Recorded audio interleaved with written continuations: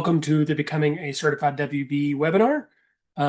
I'll be your guide on this little journey. My name is Robbie Moore. I'm the certification manager. I do talk fast. It is to get through everything. If I say too many acronyms, put them in the chat and um, I'll try my best to catch them in real time to say what they are. But if I don't, just let me know and I will say what they are. Um, This is being recorded. You'll get a copy of this as well as a slideshow afterwards. So no worries on that. Feel free to introduce yourselves to each other in the chat, network with each other. That way, LinkedIn's all that, not uncommon. But yeah, we'll get started because it does take me pretty much this entire hour of nonstop talking to get through everything. So what we're going to talk about is WeBank and WeBank ORV. The understanding supplier inclusion, what is a WBE, the eligibility around that in WOSB, benefits of being certified, and if you need help, how to contact us. Once you're certified, what do you do then? So about WeBank, stands for the Women's Business Enterprise National Council. Its organization has grown to become the largest third-party certified businesses owned, controlled, and operated by women in the United States, and is a leading advocate for women-owned businesses in corporate and government supply chains. A couple more people in here. Yeah, so WeBank as a whole is made up of 20,000 certified WBEs, 500 plus corporate members, 14 regional partners make up the one national organization. And our core platform is certification, opportunities, resources, and engagement. So that's a kind of the broad overview of WeBank if you're not familiar. And the network. So we are WeBank as a whole. All 14 RPOs is what is WeBank. We're your RPO stands for Regional Partner Organization. Think of us like a little franchisees of WeBank. We're the ones kind of doing your paperwork, hosting your local events. You'll see us there in poppy pink with a star around Cincinnati, because that's where our headquarters is. It's up in Mason, but Cincinnati, for the people that aren't as familiar with Ohio. We cover Kentucky, Ohio, and West Virginia. We have the same, core platform. Our RPO was established in 2009 with only 7 corporate members and 348 certified WBEs.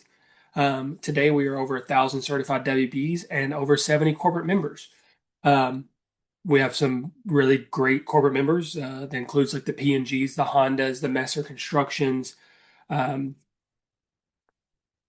Cincinnati Children's, the hospital systems, as well as more regional corporates as well that are Pinball West, which is another good corporate member of ours. City of Louisville's, I guess Louisville is like their metropolitan sewer, the water, all that. City of Cincinnati, all those kind of our corporate members. Yeah, like I said, we cover Ohio, Kentucky, and West Virginia. We're one of 14 RPOs. So we focus on certification, business training and development, networking, and matchmaking. First off, if you need assistance, our recommendation is a business coach. The SBA that is partnered with the Small Business Development Center offers certified business coaches for free. Love that word, free. There's not much in the world's free, but you're paying taxes, so it's free. Or some people say it's included with your taxes. That is, love free resources as much as I can give them. If you're unfamiliar or if you're unsure of who your local, Small Business Development Center, SBDC, is, if you Google your city and put in SBDC or Small Business Development Center, it'll bring up what your regional one is. I know the one in Cincinnati is, there's one in Cincinnati, but that also covers the Dayton. It's Greater Southwestern Ohio. Louisville has their own, so if you're also like in Western Kentucky, I think they put them into Louisville, but if you're in Central Kentucky, it's Lexington. If you're in the Columbus area, it's in Columbus. It includes I think theirs is hosted out of um, Ohio State. Um, so the website. I think this actual website will, if you put in your zip code, it will show you what your regional one is. They do virtual, they do in person. They can teach you anything from building a business plan all the way up to getting certifications or loans and things of that nature, helping get paperwork and just kind of building your business a little bit. Great free resource. So, what is supplier diversity or supplier inclusion? It's business practices that ensure that goods and services are derived from a diverse supplier base. Does not guarantee contracts, but provides an equal opportunity to compete. Many corporations and government agencies set annual spend goals to create diverse supply chains. Um, I know a few years ago, the U.S. budget, there was, I think it was a 5% of like the $1 trillion budgets. 5% was set aside for diverse spend um, in that. So 5% of $1 trillion is a lot of money to go around. Um, there's a lot of corporate entities that still abide by those rules. I know Hamilton County, and I guess including with the state of Kentucky with the Brent Spence Bridge project, there's a diverse spend goal on that. So you got to think that's $1 billion project. I think it keeps going up every time a news article breaks. Um, there's a diverse spend goal in that every prime contractor has to have a certain percentage to diverse businesses, unless they themselves are a diverse business. So local governments have them, um, corporates, the P&Gs, the Krogers, they have them because it's not just, oh, we want to be inclusive. Like it breeds creativity, breeds competitiveness, gets them good rates, it gets you business. So it's kind of a win-win all around. Um, so that is what supplier diversity is. And it's kind of some of the goals around them. 7 things to know. Every organization and state is different when it comes to supplier diversity. Um, check with whatever state you are looking at doing business with, because once you're certified with one RPO, if you're certified with WeBank ORV, you're certified across the nation with WeBank. But if you're trying to do business in, say, uh, Texas, Texas as a state may have different regulations of kind of, hey, can you reach out to the local RPO and have them give you a paperwork or whatever? Or we need you to get certified through this or submit this paperwork in a agreement with your WeBank certification. I know the state of Ohio has it where you get fast tracked through their process if you're certified through WeBank. Um, so check with your who you're trying to what state you're trying to do business in. WeBank certification is nationally recognized. Every state's different. Does not guarantee you contracts to being a diverse supplier. As I said earlier, it's competitiveness. It's good quality of goods sold. It gives you variety as those that are looking for diverse businesses. Um, many of the target clients have internal databases. I know Messer Construction has one um, that once you're certified, you need to put your stuff in there. And I know I say Messer Construction a lot. It's because they're a great advocate, and they are at a lot of our stuff. So I've learned a lot about their portals. They do a lot of business, not just in construction. You got to think interior design, catering, like how they're fitting their staff with PPE, all kinds of stuff. You'd be surprised at what everybody buys. Um, being a WB is just one of many ways of being a diverse business. There is veteran owned, there's LGBT plus, there is minority owned. There are so many different ways of being a diverse business. Being a woman owned business is just one of those. Um, as I said, it's not just goodwill, it's good business. And you yourself can have supplier diversity goals of say you're trying to expand or grow your business.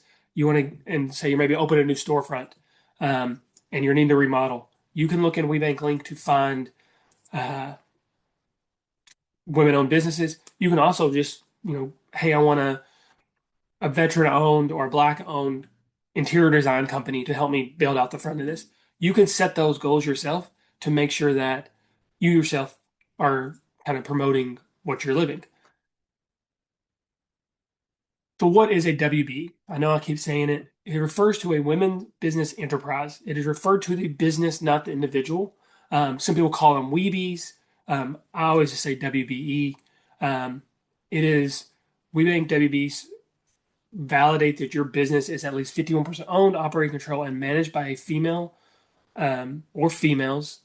Um, a women's business, commonly referred to as WBE, WeBe, is women's business certified by WeBank, and it's by the business. I am terrible with people's names, but I'm really good with their business names. So it's really easy for me to do it. But again, I live this. This is my job. Um, but that is what a WB is. It is referring to the business, even though you are your business 90% of the time, I think. Um, we're still referring to the business as a WB. Um, and I know a lot of you take the business as your own identity, so you call yourself a WBE. It's kind of one of the downsides of owning a business is you're never not working. So, what is the certification eligibility? You have to be a for-profit independent business, 51% owned, operating and controlled by a woman or women. Um, that can be groups of women that make up the 51%, or a single. The highest The person who owns the business doesn't have to be the one operating and controlling it, but it does have to be a female. It can be two different women. One can be president with no ownership, um, and the other 51% owner can be strictly on paper owner of the business, but not actively in the business as much. But it does have to be a woman or women, groups of women can run the business. Have to be a U.S. citizen or legal permanent resident. Check with like passports, um, neutralization papers, green cards, stuff like that is how we're verifying that. Female owner or other women hold the highest title. Cannot emphasize this enough. Reread your bylaws. If you have a group of owners or you have presidents and vice presidents, reread your bylaws or operating agreement to see what it says is your highest title and make sure the female has that title.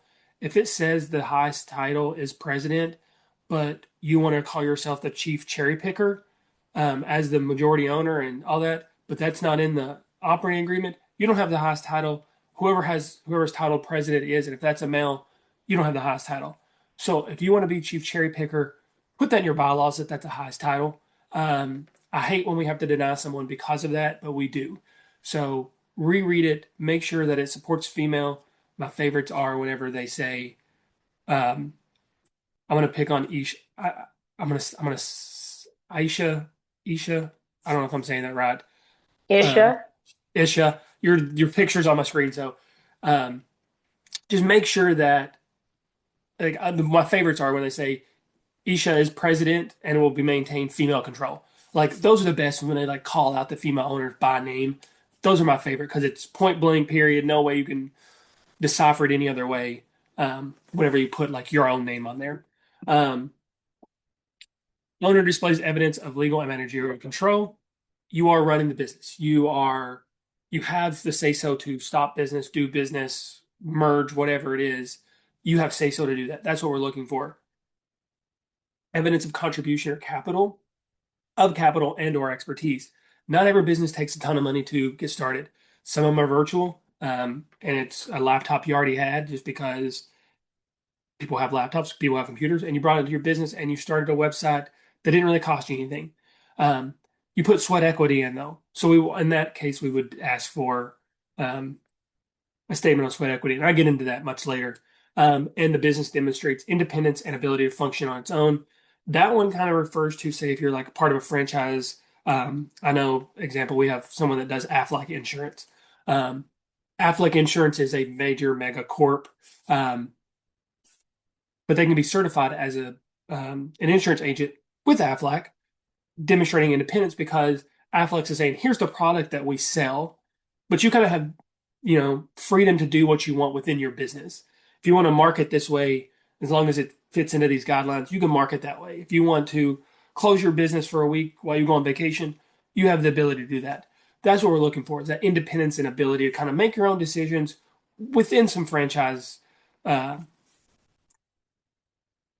I guess, rules. Kind of like, I mean, we ourselves as RPO are one for WeBank. They set the rules, but we get a lot of freedom to do kind of as we please, as long as we're within guidelines. There is no size, industry, or length of time in business requirement. I know some other certifying agencies make you have to be in business for a year or 500,000 in revenue or something like that. We don't require that. as long as you have legal paperwork stating you are a business, that you filed with the state, um, and you have your certifications and stuff like that. That's what we're looking for. That the state recognizes you as a legal business entity. We certify businesses that are startups that have never sold a product, all the way over billion-dollar companies that have been in business 100 years or nothing. So we don't have that as long as there's paperwork in tow saying kind of that you are a legal entity and you're not just making it up as you go. What is a WOSB? That refers to a woman-owned small business. It's part of the federal contracting program that we partner with the SBA, the Small Business Administration, to do. There's two ways to get certified. You can add it to your WBE application. Um, it's one of the first questions that are asked on the application is, do you want to be considered for WOSB certification? If you select yes on that, then it'll populate a few extra questions at the end, and a few extra documents are needed, um, because we ask 99% of the stuff they need in our regular one. There's just a couple extra things that they need that we don't. Um, and option two is apply through the SBA. I don't know what their timeline are. I know last year with the government shutdown, they stopped completely. And then the year before that, they did a complete overhaul. And because they were running at like a 6 month processing time on ours, we process them at the end of the month because that is what they say we're allowed to do. There's no additional cost with us. I don't think it costs anything to apply with them either. Um, but if you're not familiar with this, it is centered around government work. If you're trying to do business with the government, they're going to ask the WOSB. There's sometimes some private companies may ask, and it's mostly whenever they have government contracts that they're fulfilling, they may ask just kind of as an extension if you have it. If you think you're ever going to do business with the government, select yes on the application. We can always close it. But if you select no and then you're like, oh, wait, I wish I had that, and you've submitted your application, we cannot add it until you do your recertification. And Jackie, yes, absolutely, you can be certified in both. The WOSB is just kind of an extension. And if you get certified through the SBA separately, that's no big deal about it. You don't have to worry about doing it through us. So you can absolutely be certified in both, because of how it is. If you've applied for but not received your UEI, which is Unique Entity Identifier, from SAM.gov, complete the application and provide a screenshot and PDF of your application, because it's one of the documents we're going to ask for is an active registration. But if you're applying for it, we don't want you to hold up your WBE certification. I'm going to go ahead and skip to the next slide. We don't want it to hold up your WBE certification while they're working on all their stuff. We will go back and ask, hey, do you have this document now? While we're processing everything else, you can be getting that documentation in. It won't slow it down for you to submit. So the eligibility, you have to meet the WBE certification because, as I said, it's kind of an extension from us.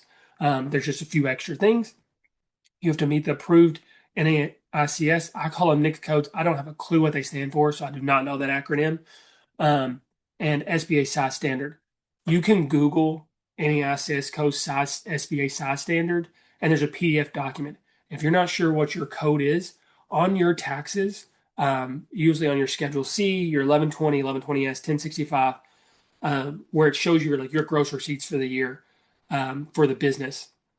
On the upper left corner, there was something called business code. That is your NAICS code. That is kind of what it groups your business into a criteria of, if you're doing HVAC, for example, it'll put you in HVAC category instead of putting you also with people that do bakeries or do baking items because those aren't the same, but it's helped kind of quickly pinpoint roughly what your business does. Must devote a minimum of 30 hours per week. This asterisk does not apply to this one. It actually should be on the next little piece. 30 hours per week.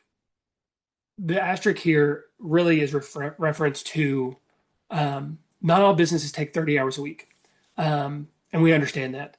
So the asterisk is if your business should take 30 hours a week, that you are donating or you are devoting at least 30 hours a week. If it doesn't take it, we're not going to say, well, you've got to come up with 30 hours. But I'll also say, as a business owner, most of the time you're probably putting in 30 plus hours. without question. When you consider conversations at dinner, phone calls on the weekends, emails after hours, you're probably hitting those 30 hours. You don't even realize it because it's just become second nature at this point of owning a business. You must be registered in the Federal System for Reward Management, SAM. That is the bottom. That's where the asterisk should come into play. You need to apply for the unique entity in SAM. SAM.gov is a free site. If you are on something that says you need to pay for your SAM registration, there are companies that will do it for you, and that's kind of what you've somehow got onto. SAM.gov does not charge. It is a government website, and I cannot say this enough. It is free to get to that. Um, if you want to pay someone to kind of do all the paperwork and all the legwork for you, be my guest. There are companies out there that do that. But you yourself, you do not have to. You can get it for free. I get emails probably a few times a year of someone's trying to charge me $750 for this, and I'm like, you're on the wrong website. So it is free. Okay, switching gears, is certification right for me? What is your product or service target? Can your business provide quality service and our products on large contracts if that's your goal? If your goal is strictly networking, doesn't matter if you can do it on large contracts because you may not be trying to do that. You may just be trying to learn your business and get all the information about kind of, solidifying your business to then grow. And if you're ready to grow, are you ready to do it on large contracts? My example I always use is um, if you're trying to sell candles in Kroger, are you ready to, and you're doing it out of your home, um, are you, and you're doing your kitchen table, you're probably doing 10 a day or something. Um, Kroger's going to ask for 500 or 100. Are you ready to provide 100? And then they say, hey, man, these sold really great. We're going to put them in more stores. We need 500. Are you ready to scale? Do you have the production lined up whenever you're going after those contracts and trying to get your service or your product in the store because they're going to ask for 500? And if you're doing it at your kitchen table, it's not going to work doing 500. You're gonna not love it. Um, so are you ready to scale when you are trying to go for those service, those large contracts? Are you willing to share the details of your business? Legal documents, federal tax documents. We ask for a lot of documents, a lot of personal ones. They are saved. They are safe. We all sign NDAs. WeBank Link is encrypted um, all across the board. But we do ask for a lot of stuff. So are you prepared to share that with us? Are you clear that WBE certification is a marketing tool and does not guarantee contracts? I think I'll say that a couple more times during this, but it is very important that just because you are WeBank certified, you are not going to just walk in anywhere and say, "Give me a contract day one because I'm certified." Um, it's a marketing tool. It's educational. Um, You have to come to the events to meet people. You have to attend webinars to learn. That is what WeBank is. That is what certification is. It is about the education. It's about the network. It's about opportunities, maybe indirect or direct. So are you under that? Do you have that understanding?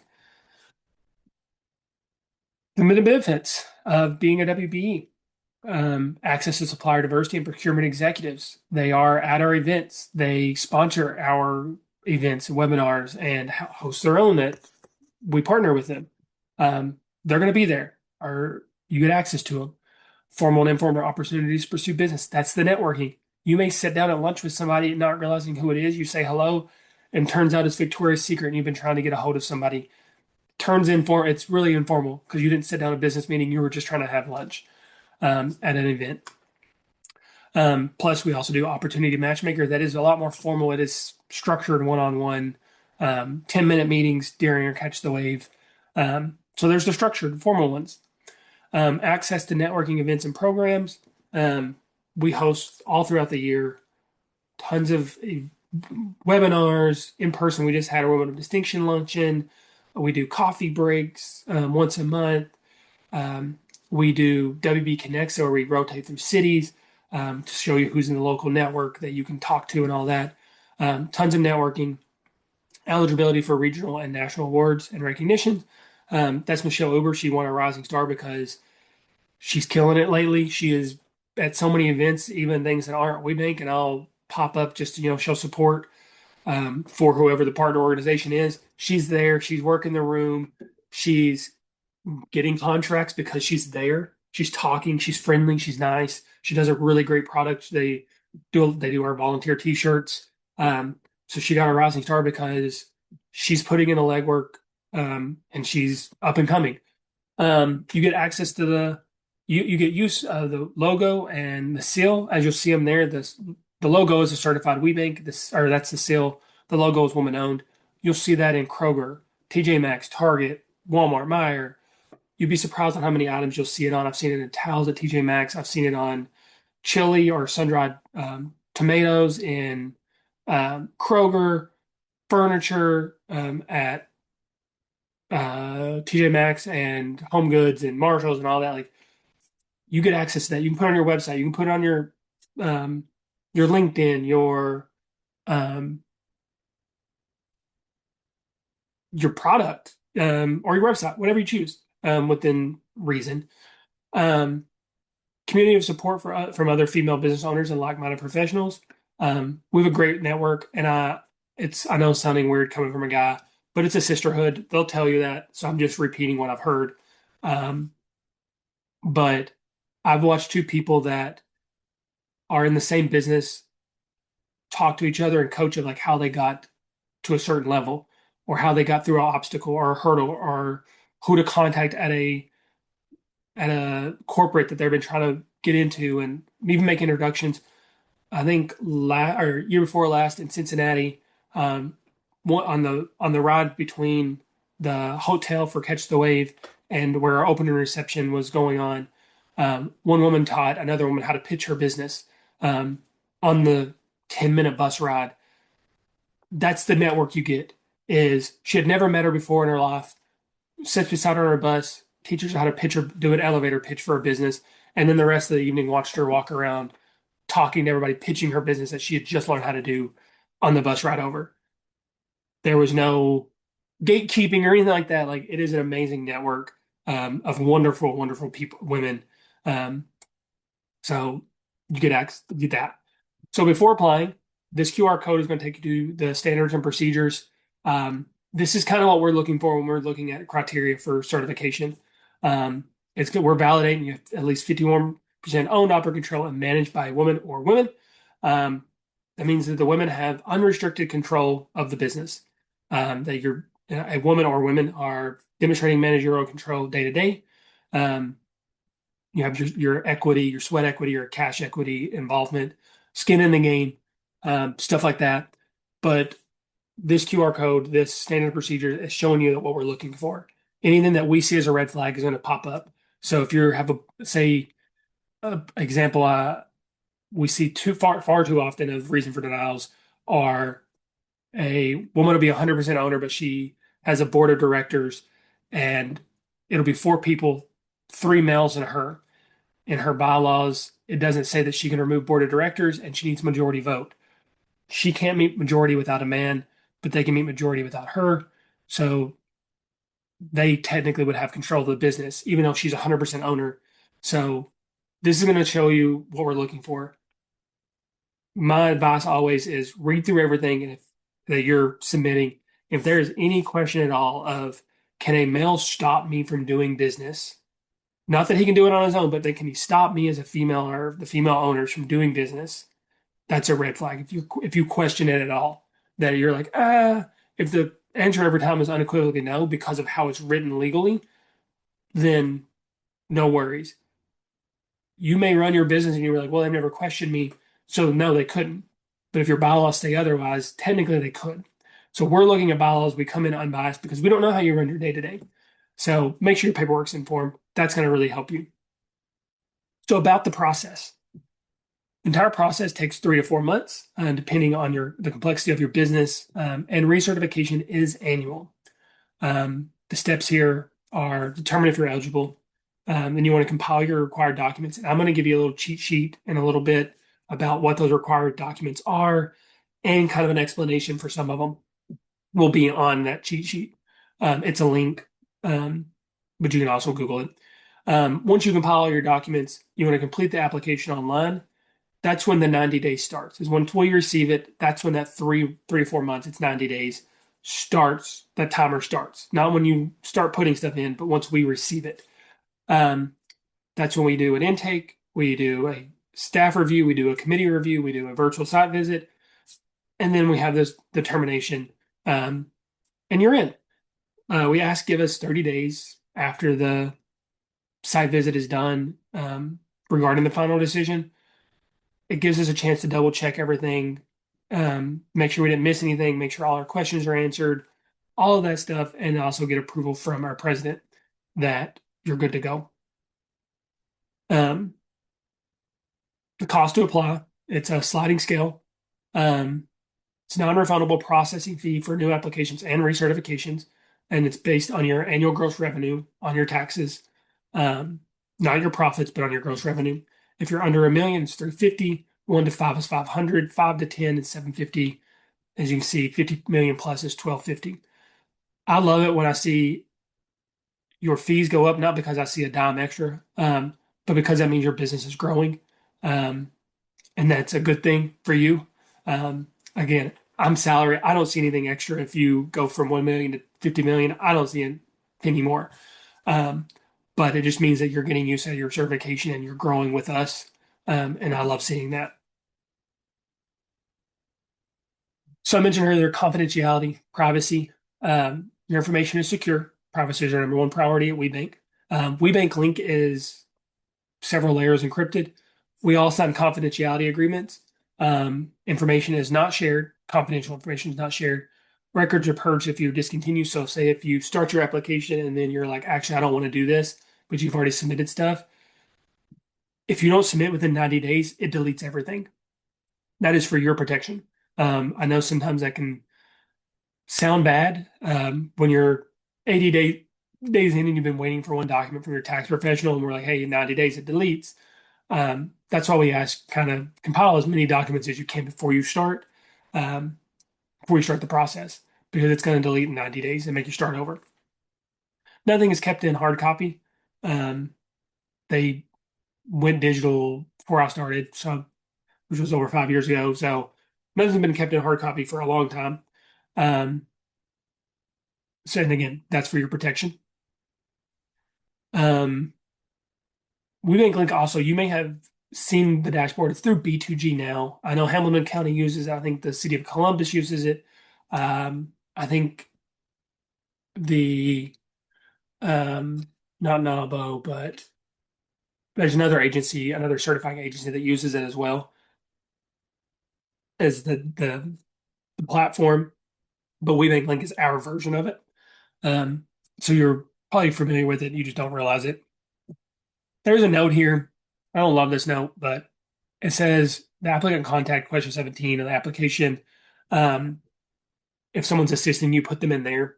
I don't agree with that, because if I pull a list for contacts, say Hamilton County said, hey, we've got a bid coming up and we would really like it if you shared it with your network that meet this criteria. I'm pulling that.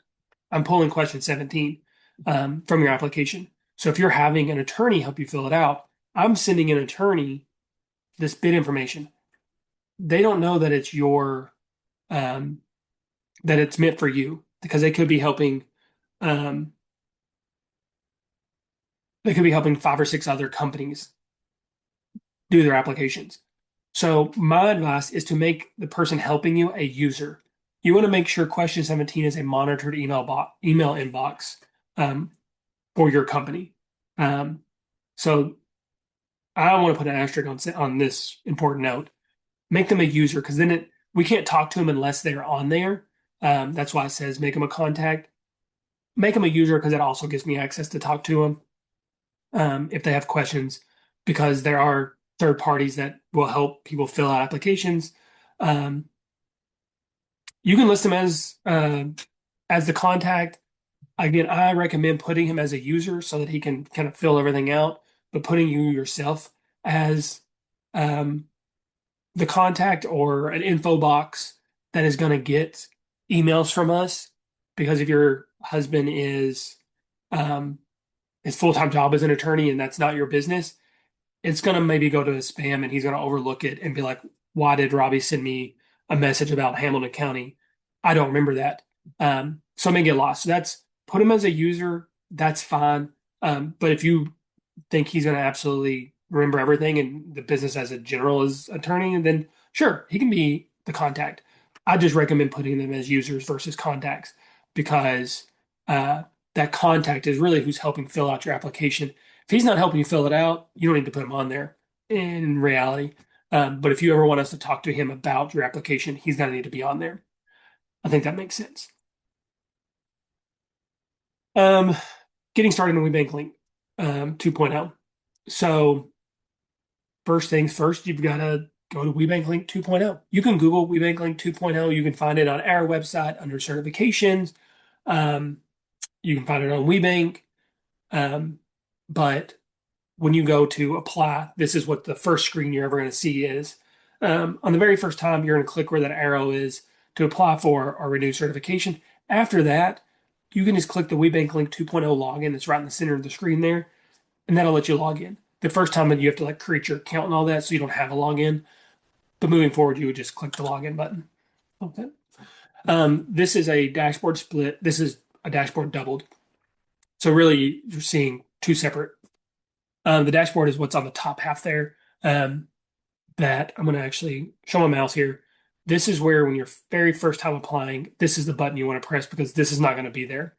So you're going to apply for certification. After that, after you get started and you come back to it, that's when this one right here is going to pop up that you have an application pending, or you can click there as well. Once you click here, because you've come back into your application after you've started it, that's when you're going to see the second screen. You're going to click on the process to go back in. It's going to tell you how far along you are, what type of application it is, what date you started. So that way you kind of have uh, an idea of how close you are to the 90 days, and even who the contact is for the application. Once you click process and you go back in, it's going to bring up this screen. Sections 1 through 6 are, I'm going to say, open-ended questions, but it's going to ask for business references. It's going to ask for how many years you've been in business, what you do, who the ownerships are, who's the key personnel. It's going to ask every question we can think of for your business. The document list is where it's going to get kind of time consuming. The entire process, I'm not going to lie to you, it's going to take you a couple hours. I recommend breaking it up in 30-minute chunks unless you say, hey, I'm going to do it one morning, I'm going to have my coffee, and I'm going to just get it done. Um, it's going to take some time. And a lot of that comes from the document list, I think, um, just because there's 25 plus documents that we're going to ask for. A lot of them you're going to have, or you should have, of your profit loss, your balance sheets, your W-2s, if that's applicable, stuff like that you're going to have. You may not have your resume because as a business owner, you don't have to do resumes anymore. And I'll get into kind of some of the hard, what to do with hard, the what if questions in a second. But this is what your dashboard, this is what the application is going to look like. So every time that you complete one, it's going to pop a little green arrow and say complete, but you can kind of keep it going back and forth. Make sure in section 3 where your capabilities, put everything that your business does. Um, if you're a home painter, don't just write in there paint houses. Put in there if you pressure wash. Put in there if you stain. If you also do driveways, just because you have a pressure washer, you can always pressure wash driveways, or you also do landscaping. Put everything in there that you do because sometimes, most times, we pull our searches for corporates, and even corporates themselves pull searches based on keywords. So if you don't have anything there but paint houses, but you do 100 other things, they're only going to pull if they look up paint or houses. Um, so make sure you're putting what you do in there. The more the merrier. I think you get 5,000 characters is the limit. I've seen one business meet that in my 5 years, and a lot of it was because they spaced it weird. Um, but I've never seen anybody really actually hit 5,000 characters in that. Uh, so you have plenty room to write everything you do. Um, so highly recommend doing that, filling that out completely. So getting started documents. I mentioned earlier the cheat sheet. This is it. This is that it's going to tell you, it's going to give you an explanation of um, what do we mean when we say owner eligibility, or legal governments, like what all that. Um, it gives you a short little thing. It even gives you blank copies of the sworn affidavit and user agreement. Um, Also, this is a great time for me to say there are required documents and there are mandatory documents. To me, those are both absolute words. To WeBank, they are not. Um, Mandatory, there's no way around it. You have to submit those documents, period. Required documents are if applicable. So if you are a sole proprietor, you may not have bylaws. So bylaws are going to be a required document. Um, you just click the button not applicable um, because it's not required for you as a sole proprietor. If you're an 1120S, you're going to need bylaws or operating agreement or something on there. Um, so required are if applicable. Mandatory are there's no way around it. That's going to be your profit loss, your balance sheets, your taxes, um, your for the for new applications, your history of business, um, stuff like that. Also, recertification is much easier. Um, it's about 7 documents, I think. There's a button that you press and it lets you copy everything, all the words from your last application over to the new one, and gives you an opportunity to change anything if you need to. But as a whole, it's a breeze. I think most people say like, oh yeah, it takes me like 20 minutes to do a recertification because nothing's changing. And they just got to submit some new documents, new taxes and stuff like that. So recertification's a breeze in comparison. So earlier, NAICS codes, NICS codes, the reason I said to they're on your business, they're your business codes on your taxes and make sure they're accurate, and also make sure you put them in to WeBank Link. Your primary code should be the closest matching um, to your business code and to what you do as a business. So if you're in marketing consulting service would be your number one code, your primary code. Your secondary, because there's other things you can do, would be advertising agencies and marketing research and public opinion polls. Maybe two others that things that you can do. Now, if you say your primary code is plumbing, um, but then you also go down there that you're a trade show organizer, um, we're going to delete that one out because those two do not have really any kind of overlap at all. As you can see on the right there, there's kind of the groupings that they start with of where they are of, 42 is your wholesale trades, 52 is your finance. Um, there are some in the nine that start with like 9091, whatever. We cannot do not go into those. Those are for government stuff, and we cannot certify that. We will delete those out because we're not allowed to use them. Um, so just make sure your NICS codes match what you're doing as a business, and you can put I don't know how many. I've never seen anybody hit a limit on your secondary codes. You can put 50 for all I care. I've seen people put 50. So your primary is going to be, your closest, but also kind of keep it a little broad of, marketing consulting. You don't want to be like, I very specifically do political research polls. You're not going to get pulled very often, but if you're in marketing in general and you also do political research polls, put marketing as your primary and political research polls as your secondary, um, or whatever it may be. If you're a brand new business, there's some tricky documents that you may not know. Um, what to send in for all governance and eligibility documents. Um, Give me too much information. If you have bylaws, I want every page of them. If you got amendments to that, give me every page. Contribution of capital. I mentioned earlier some sweat equity. This can also be just like the initial bank deposit into your business bank account, whether it's $25 to open the account or $10,000 to start the business. That's your contribution of capital. Like it can be that simple. Um, but also, like if you said, "Hey, I took out $100,000 loan with the bank to start this business and buy a bunch of property that is needed for my business," that's your contribution. Like give us those documents.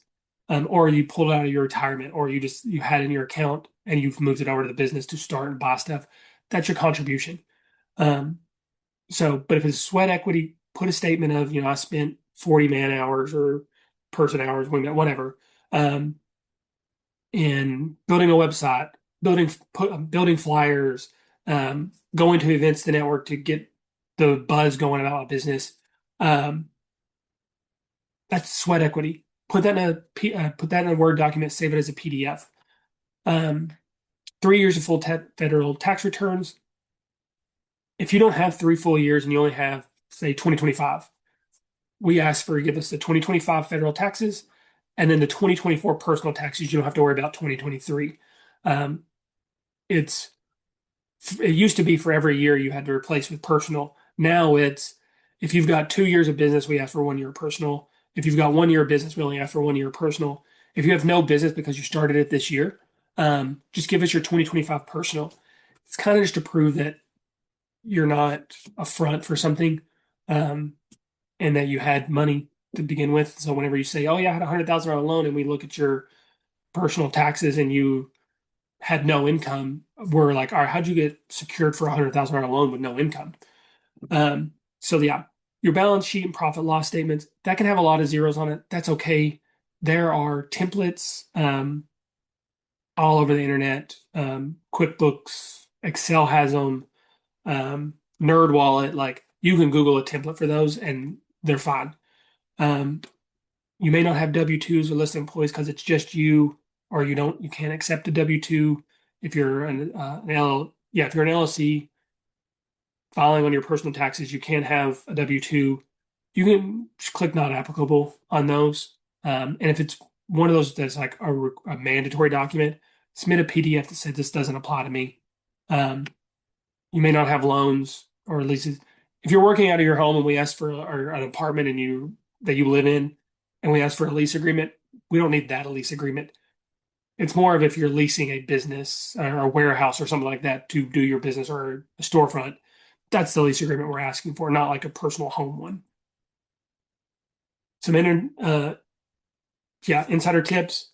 One, create your profile. You don't have to start it right away, but just create your profile. Get on WeBank Link, kind of get familiar with how the system is. Submit as many documents as possible. If your taxes are 700 pages, give me 700 pages. Don't think, well, I'll just pull out what I think you need, because more often than not, you forget a page and then we have to send a Q&A and then it takes forever. And all of a sudden now your timer, your internal timer is going, or even on us, your timer is going and nothing's getting moved because we're asking for more documents. Um, Submit your application within 90 days. Um, we also have a 90-90-90 kind of saying of you have 90 days to submit your application. It takes us 90 days to process. And we ask that you give us we ask that you submit your recertification 90 days prior to expiration because it takes us 90 days to process. Doesn't normally, but it kind of creates a buffer in case there's something going on. Make sure your bylaws support female control. There's the standards and procedures again, and QR code if you didn't get it the first time, telling you how kind of what lens we're viewing these as. So I know I'm talking really fast right now. It's because I've only got a few minutes left. Oh no, I've got 12 minutes. My timer's off. Um, have the female owner review everything before signing and submitting. If somebody else is filling out for you, you're filling out for somebody else. Make sure the owner looks at everything to make sure it's accurate. We've had it before where somebody's filling out for an owner and they didn't submit a document. We deny, and the owner's like, well, oh yeah, here's this document. They didn't submit that. And we're like, no. And they're like, oh, it actually brought them into compliance and we were able to certify them. So make sure you're reviewing everything, that everything's up to date, all amendments or meeting minutes, the most recent, whatever, they are the most recent. Um, Pay the processing fee by credit card. It allows us to process it as soon as I think the next day. I think it's usually when it notifies us. Um, because if you pay by check, we have to wait until that check clears the bank before we're allowed to process. Um, so that's why we ask for credit card payments. Whitelist the email, WeBank link. Um, if it used to, whenever I first started here, WeBank link would go to my spam, and I worked here until I whitelisted it. So that now makes it come to my regular mailbox for Q&As and stuff like that.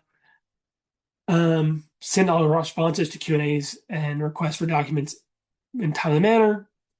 Self-explanatory. The longer you wait, the longer the timing takes. And yeah, be flexible when it comes to your site visit. And that's my next slide. Uh, we utilize volunteers and they do it for free. So some of them are business owners, some of them are corporate members that have full-time jobs with corporates or resource partners. So be flexible and try to get this scheduled as quickly as possible. And also remember the entire process takes 3 to 4 months, 90 days. Um, so site visits, as I just mentioned, uh, utilizing volunteers, they don't have access to your file. We give them very little information. It's mostly of what's the who the ownership's what the ownership is on your application, um, headquarter address, phone number, email, so they can reach out to you and verify that you are the business and all that, and that it is at the right address. It also gives us a chance to make sure that no typos were made on the application for the address, because that does happen. If you have questions about status or anything, submit a support ticket in WeBank link. Um, that way it's kind of tracked. It's a lot easier for us to track through that than it is our personal emails. Site visits are virtual, except if you're in distribution, if you're in manufacturing, if you share space with another business that's not a WB, or if we deem necessary. On that third one, if it's a shared space with another business, not a WB, we're not talking the co-hatch or the incubator kitchens, because we have seen one, we have seen them all. I've done a few tours in Cleveland and Northern Kentucky in between. We ourselves are in a co-hatch. We're just going to ask, hey, do you have access to your own private space? We understand you may have to rent them or whatever. Um, we're talking if you share a storefront with only one lock to the door and there's two retail businesses running out of the same business, that's the ones we're going to come do in person because there's a lot of times there's shared resources and we need to see what is separate. Um, Also, if you're in a home, we're not going to do it in person. Um, yeah, like I'm not coming to your home, sitting at your kitchen table. Um, it's just a safety thing. What comes next after you're certified? Um, Show up to events. Come to our Catch the Wave. Come to our networking events, our WB Connects. Join our coffee breaks. You can even join coffee breaks before then, and even WB Connects. But show up to the events. There are some places or some events that we have that are parts of them are reserved for certified WBEs. So make sure you come to those. Check out the government and corporate member online directory. Once you're certified, WeBank Link will have this fun little feature on the left side, the search feature, that it gives you access to our corporate members, and not just our corporate members, but all 500 plus that are in WeBank. Um, you get who their contact is, the phone number, their supplier inclusion website if they have one, all that. You also get access to all of the WBEs. So if you're looking to do some marketing for your business and you want to hire someone in marketing, you can search WeBank Link for marketing. It gives you access to all 20,000 WBs. Um, Market yourself as a WeBank WBE. Attend the National Conference and Business Fair this year in June. It's in Salt Lake City. And our Catch the Wave in August is in Louisville. Um, I think our save the date's out. We're about to open registration um, for that. So come to those. That's where you're going to meet the most people. That's where you're going to get the most bang for your certification because we have our matchmaking event, we have our education stuff, we have our Trailblazer dinner. It's tons of networking. It is action packed 2 days. And then also join committees and support groups that help support us. It's a great way to get involved, meet other WBs, meet corporates, and kind of also guide us in the direction you want to see us go. So that makes sure we're not stuck in the Stone Ages, makes sure we're evolving with the times and stuff like that. I'm going to ask that you please submit or please do our survey. I don't see these, but they do get back. I don't see the results, but if something is wrong, they will let me know so I can make sure I don't do it again. Um, or I can take the feedback to improve.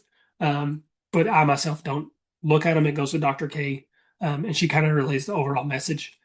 I'm also going to skip here, and I can come back to it in a second.